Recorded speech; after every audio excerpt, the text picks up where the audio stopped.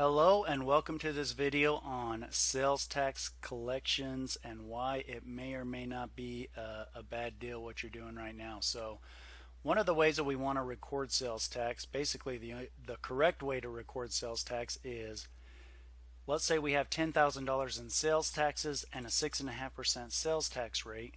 We're going to have $650 of sales taxes on those $10,000 of sales.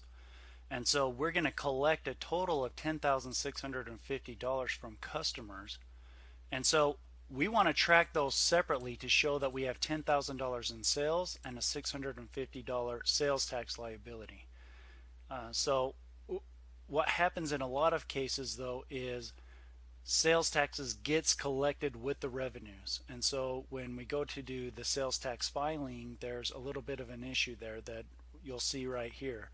What a lot of bookkeepers and accountants do, or small business owners do, is they'll look at the sales taxes, or they'll look at the gross sales, they'll multiply it by the sales tax rate, and they'll say, okay, there's our sales tax of $692.25. And so they'll make a journal entry to back out of sales the sales taxes, leaving them with $9,957.75 in sales and $692.25 in the sales tax liability. Now when they go to file on the state website and they put $9,957.75 in as gross sales to match up with the books, and the state website multiplies that by 6.5%, it's going to tell you that you owe $647.25.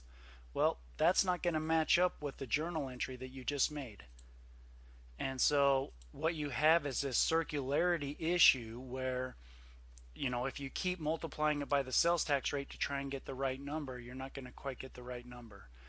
There's an easy way to fix this. Excel will actually figure out what was the sales that you collected and what was the sales tax on those sales.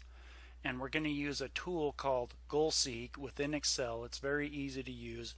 There's instructions right here. It's color coded so you can see that this green cell goes with these instructions, the orange cell goes with this instruction. So I'm just going to show you really quick. We're here on the data tab.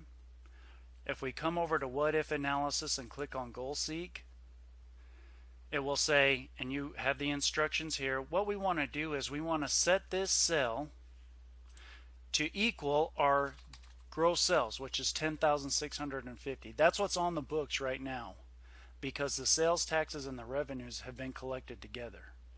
And what we want to do is we want to change this number to this number by showing what our real taxable sales were.